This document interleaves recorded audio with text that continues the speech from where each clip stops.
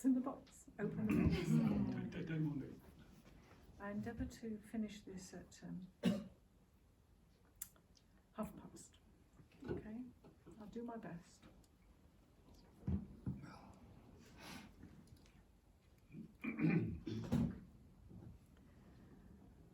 The ceremony that we've just done is very appropriate, and this is a good lead on to this, because it's about merit and the circulation of merit, which isn't bound by boundaries of the normal idea of time and space, and I will explain as I go along. In here some personal items of use by Reverend Master Saidō, and first out of the box, courtesy of Dai, is a photograph of him in front of the altar at Reading. So just I actually followed him on. He was prior at Reading, and then I followed on after him. So guess what? Following again. I've actually recently decided, after 4 months at the Priory, being his executor, that it seemed good, seemed good to continue on there as Reverend Saidō would call it, monk in residence. We don't have a category in the order of that, but for the Priory's benefit and all of that, it's monk in residence. So I've been here, I was at Telford the day he died. John was there as he died. I'm going to say a few words at the end of this. And I agreed to be his executor. He agreed to be mine too, but unfortunately I won't have an executor with him, but I do have Reverend Alicia when I've done the legal stuff, so that'd be wonderful. But you're mine, so only one of us is going to get to do the job. Me first.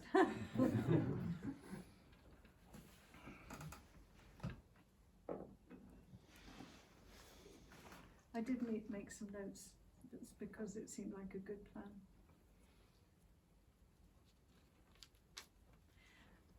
So this is not a eulogy or about extolling his wonderful virtues or his foibles. Many of you who are here know all about that. I'm not going to repeat any of his teachings, which were many.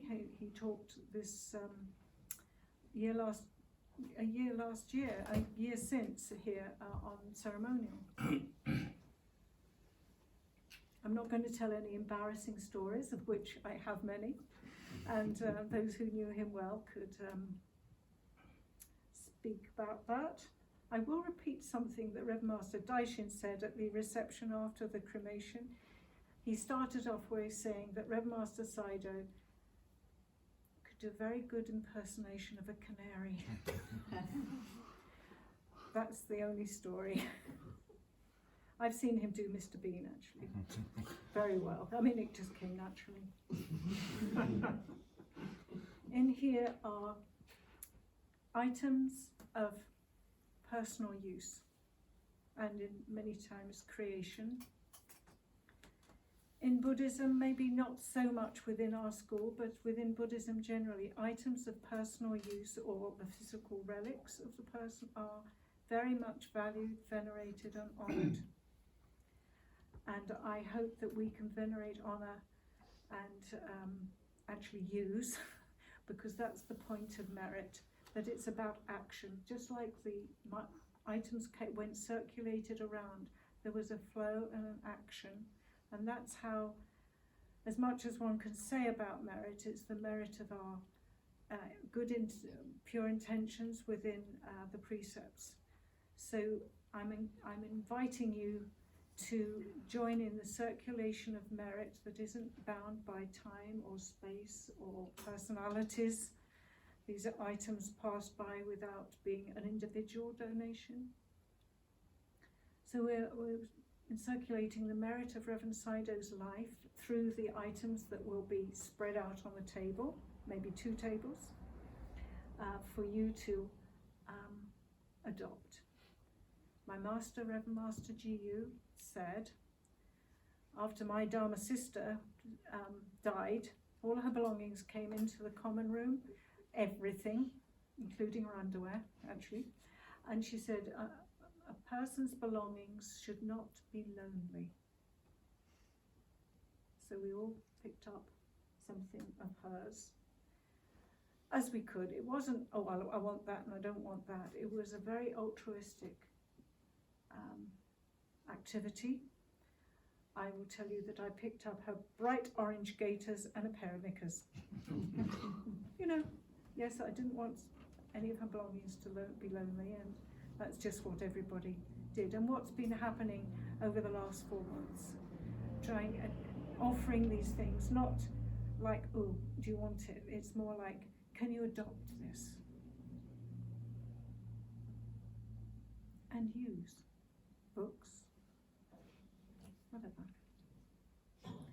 And somebody wrote me an email, well, maybe 2 months ago now, asking me about items that belonged to somebody that she was given. And she said, what is it about sentimentality? Is hanging on to it sentimentality? What I'm encouraging you is not that it's sentimental attachment or anything like that, or hanging on. It's the offering of merit, the use of items, the touching of items that, with the training behind it, is offered into the world for all beings.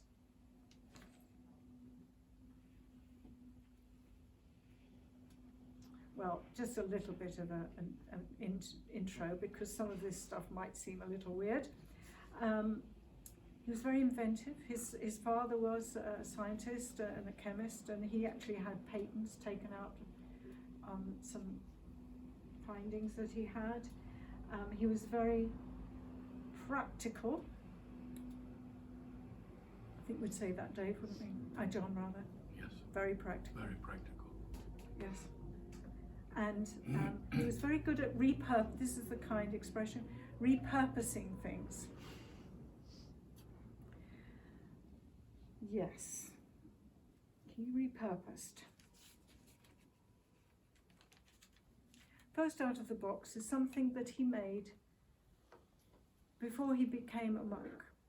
And to just show you, he was ahead of his time, in all ways in one. And this is a headlamp. You know how we all have our head torches? Well, he made one of his own. I think this is probably a bike lamp or something. This is a power pack. I don't know how many double eights there is, with a switch. And the strap is part of his brown belt judo. Thing belt. He was a brown belt at judo. This is something I didn't know, but I actually have the other end of it. I might find a use for it at the Priory. So inventive.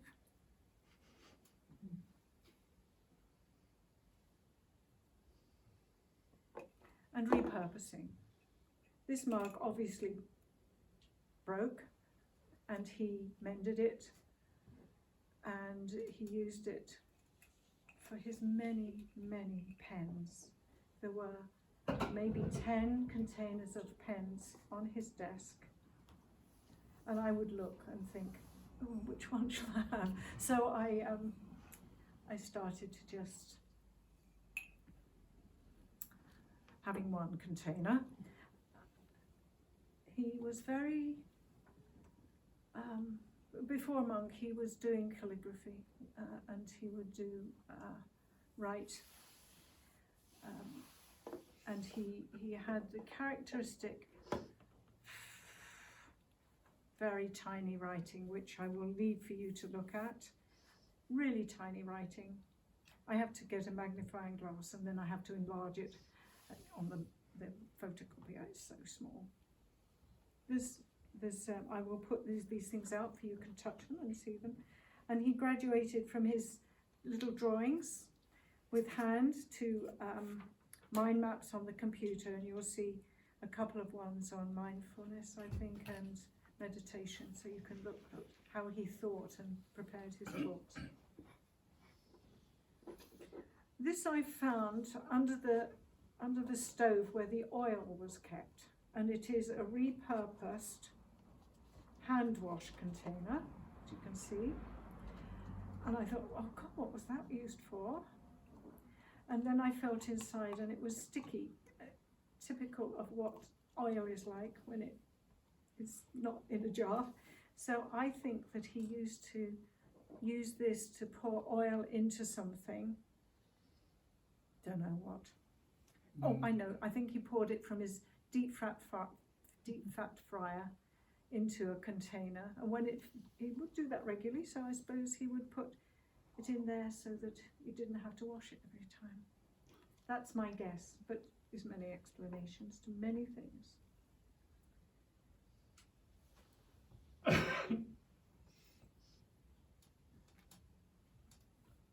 I've seen pictures of Reverend Saidō as a young man, as a very young child actually, and he always wore glasses. So glasses featured in his life hugely, right up to right before his death. Actually, John, say about it. Yes, yeah. Okay. Just a few days before he died, he rang me up and said, will you give me a lift to the optician? I got new glasses coming, you know. That time we knew he was going to die at some point with the cancer. But so I was supposed to give him a lift and drop him off, you know, and go with him to the optician. But it became obvious just a day or so later that wouldn't work because he was too ill. So he sent me to go and pick up his glasses. So I went. I did say to him I wouldn't do this for anybody because it was bank holiday in Telford Town Centre and it's not a pleasant place. So I went in there and the opticians was absolutely mobbed, you know, and the lady at the reception said, will you take a seat and wait? The optician wants to see you about this. So I said, yeah, okay, you know, and I waited ages. And I'm thinking, well, this is a bit pointless, isn't it? You know, because you can't fit them to me, and there's no, and he can't get in. So anyway, eventually the optician lady came, and she was so upset that she'd heard that Reverend Saidō was going to die of pancreatic cancer. So she just wanted to tell me about that, you know, how she'd known him for a few years getting. And her father had also died of exactly the same thing. So it was just how, you know, I mean, I don't think my optician can remember me from one year to the next, but he had such an effect on people that his optician was really distraught about this. So anyway, that's Yeah. I think that's all the story. Yeah. And so another aspect of Reverend Saidō is that he didn't throw anything away. Well, you could see he repurposed things when he could, but sometimes things would accumulate. I noticed a lot of things that hadn't been thrown away, which were his glasses and glasses case. Mm-hmm. There will be many glasses cases that you can pick up, and they're actually really handy for putting things in other than glasses. Although I did find recently a pair of those clip-on things that you put on your glasses, so you flip it up. One of my memories is you go like this, going, oh God, that's so funny, because he'd do it in a way that was just humorous. So anybody who'd like those flip-up sunglasses that wear glasses, please feel free. Yeah, and right through his life, eyesight was an issue for him, ending with quite serious operation for glaucoma. So he was able to continue to drive, wasn't he? Yeah, yeah. So that's, I suppose, offering the merit into the big wide world of people who suffer with their eyesight. Obviously, you handle these things. He'll naturally come to mind and you can spread it into a wider sphere. It's nothing other than our practice of daily life and handling things with reverence and respect, and as my master would talk about it, sanctifying the mundane, the mundane of a glasses case or whatever, the dish mop, whatever. So the clipboard and this box of things will be available to you to just look at what's on the clipboard. The place was infested with clipboards, by the way. And whilst I was annoyed at certain things that I was finding, as time has gone on, I have learned quite a lot about how he kept things organised. And I'm going, oh, that's a good idea, Saidō. I'll adopt that, and I've adopted clipboards for organising things into. But about that sentimentality and not hanging on to things, I have what I call my treasure box. I showed it to a chap the other day, and he said, thank you for showing me your treasures, because it's something that I venerate and honour, that at least one thing has come from Reverend Master G.U. to Saidō, and now I'm adopting it, which is a Kesa clip with garnets on it. The Kesa clip is this. Oh, I could put it on this Kesa, couldn't I? I think it sort of goes, doesn't it? What do you think, Carol? I think it's good. It goes. Yeah. So that's in my treasure box. There is and John will look in envy at this. There's a little fruit knife. Oh, yes. Which I found. It may be, I think it's actually his family, because not only was I dealing with his stuff, I was dealing with his family, complete family archive of photographs, paperwork, things. So it's been a project. There is a ring that is gold, which has got his name on. He put things that he wanted to name and not get lost in the wash. He had his name put in it, and this has got his name, Saidō. It's originally they were one's vow of physical celibacy, but I consider these rings about constancy of practice. I'll put it on. I don't like wearing a ring actually, but I'll put it on today. And the other ring that we could have, we didn't have to wear these, is a sealing, you seal in sealing wax, and it's a ship and 3 drums, the symbol of the OBC. It's silver. His travelling altar, sort of so to speak, when he travelled, we were always told that we should have a kesa of brocade, and that's a mini one that Reverend Master would have us carry with us. So it's got lines drawn on it, like this has got it. It's symbolic, of course.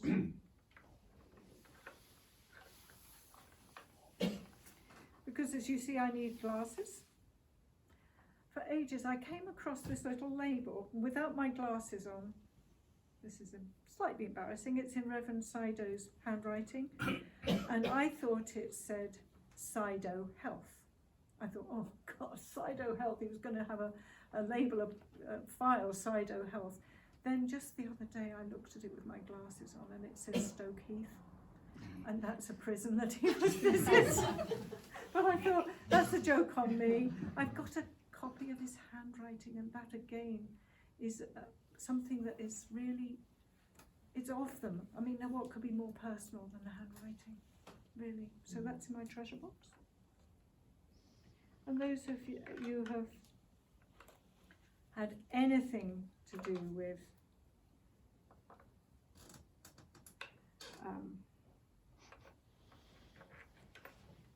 Reverend Saidō, he would be leading the, what's it called? Game, the game, what's it called? Training and enlightenment. Training and enlightenment game. Well, in amongst the whole business, I was finding envelopes with these little cards, and this one floated to the top of a pile of papers, and I smiled to myself, and I will read it for you. Say, the enlightenment man or woman is free from karma. The penalty for saying that or thinking that is be born 500 lives as a fox. Go to the animal world and stay there for 5 turns. It's a board game. Be warned, you won't have to sit around with Reverend Saidō, who got really excited about this game, and if he started it in the evening, watch out, it could be late, couldn't it? I'd rarely played it. He knew I didn't like board games, so, well, 'cause I told him basically. So feel free to just look through, and you can look into I my have treasure brought his box. liturgy book as well. I don't know if that's. Oh, did you? Why don't you put it out? No, I'll put it. I'll get yeah, it. put it with I'll put it this, with them. Yeah. because some of his books had his name in it. And it says from GU, doesn't it? Oh, that's right. It says from GU, so that's like my Kessa clip. And the box, which I just love, was from Reverend Master Mifanwi, late Reverend Master Mifanwi, whose anniversary of her death is in a few days' time. And this came in her Don't Let Anything Be Lonely. And in a fit of clearing out, I gave it to Reverend Saidō, who'd say yes to anything, especially little boxes. And so I've got it back, and I'll no doubt pass it on at a certain time, because the time comes when you do pass things on. And that's a message for the woman who'll be watching this, Glenda, bless her, about sentimentality. This isn't about sentimentality. Not on my part, anyway. There's nothing on the next page. Did you want to say something? Just a minute, because John was actually present when he died, weren't you? Yeah, I can do. I'll try and keep it short. I do ramble on at times, but I was fortunate enough to be there when Reverend Saidō passed away. It was me and Reverend Kanshin was with him the day before when he was having some treatment in. He did want to die at the Priory, but he had to go for treatment to the local hospital.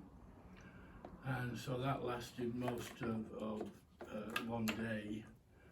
And so I sat with him till 11, that night. And then I went home and overnight. Reverend Kanshin stayed with him.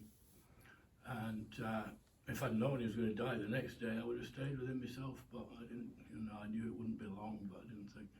So I went back the next morning at 9 o'clock, and he was in considerable pain, and he wouldn't take morphine, and he couldn't swallow paracetamol, so I got him some dissolvable ones, I don't know if that's a proper word. And so he really, it's very distressing to sit with somebody who's is suffering that much. Oh, he didn't say much about it. And then about 10 o'clock, I got there at 9, and an hour later at 10 o'clock, I thought maybe he just nodded off for a second, and I didn't expect him to be asleep for long, because the pain must have been bad,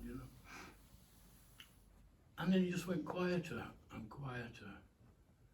And he didn't sound like he was asleep, but he was breathing just really light. And at some point, I looked at Kanshin, and he looked at me, and I said, I think he's gone. But it was so quiet and so peaceful after all the discomfort. And we just sat there for a little while longer. Then nurses came in to see what was going on, and they obviously wanted to bring a doctor in and try and resuscitate him, but we had a piece of paper that said don't do that. No. So it was a lovely, if you can have a lovely death, at the end of the last 20 minutes or so, it was nice to see. But anyway, so there you go. What was the last thing he said to you? You said something. Well, he said something to me personally the night before, because I've been. Oh, okay. If it's all he said was thank you as I was going out. I'd been telling silly stories to Reverend Kanshin, and I think keeping Reverend Saidō amused, And so I was just going out the door about 11, just after 11, and he turned to me and said thank you, so I'll always remember that. He did say something just before he died, but That's private. Yeah, well, yeah. He said it more to Reverend Kanshi, to be honest, so I don't want to. Okay. I'll tell you who. No, that's I private. just, you know. Yeah, it's so. At some point, we'll put all the items out, and don't feel obliged. Don't feel obliged to take something or receive something. If you feel that it's an appropriate thing, please do. And those people who'll be watching this video online, if you would like an item of personal use, I'll send it to you. Yeah, I might just do a little video of what's on the table, and after everybody's taken what they want, and then I'll happily mail, because it has meaning, you know, and there's plenty left in the Priory too. So with that, I'll wind up and we'll have talk from Lord Master Harriet. Thank you.